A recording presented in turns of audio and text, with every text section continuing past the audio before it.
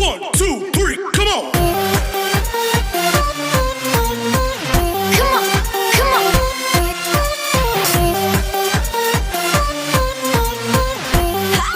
Hi guys, this is Jamel D. Perez from James Bulls Production. Muli po magbibigay ako sa inyo ng konting history or step-by-step process regarding dun sa female bully ko na na-breed ko na. Yan yung mother ng mga makukulit kong puppies.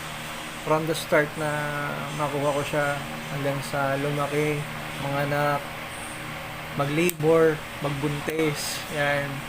Kung paano yung daily living routine na ginagawa niya dun sa 2 months process na pagbubuntis at dun sa mga ginagawa kong pamamaraan or pag-assist sa kanya yan, sa panganganak niya. Okay? Meron tayong mga sad moments pero ipapakita ko rin sa inyo yan, yan para naman magkaroon kayo ng ideas kung paano pa mapapabuti yung pag-aalaga ng bullies nyo.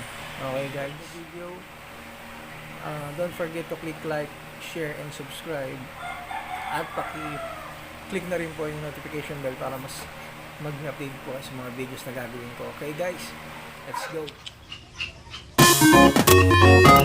Masyado nakabukal yung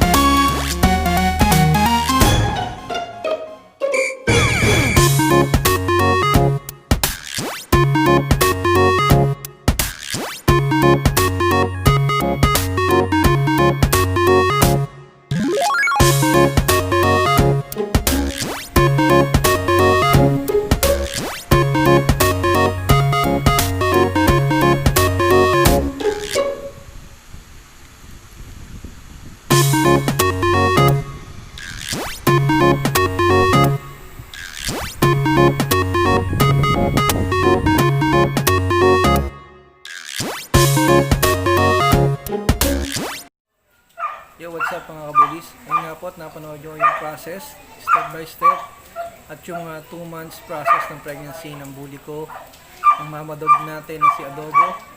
From the start na nakuha ko siya, na maliit pa siya, 3 months old, hanggang sa napalaki ko siya, hanggang sa nag-heat at nag-stud, at nag-labor, nag-delivery siya ng mga puppies. Yun, at tumabas yung mga puppies na ang gaganda, ang ka-cute. At sa to say, mayroong casualties na 2 piraso. Pero marami akong natutunan sa bagay na yun. At first, I suggest na tanong kayo sa vet. Okay, kung paano yung process ng anak niya para mas ma-advise kayo. Ano yung mga dapat gawin pa. Additional na lang, syempre yung effort nyo. Syempre, kailangan na tender loving care yung sa mga bully natin, lalong-lalo sa mga puppy, sa mama dog, kasi sila yung magbibigay ng buhay sa atin dahil sa kasiyahan na may bibigay nila sa atin. Okay, so sana nagustuhan niyo yung video na nagawa ko para sa inyo. Don't forget to like, share, and subscribe, at pakipindot na rin yung notification bell para mas updated kayo sa mga video na gagawin ko pa. Okay guys, bye bye. Like, share, and subscribe. And don't forget to click the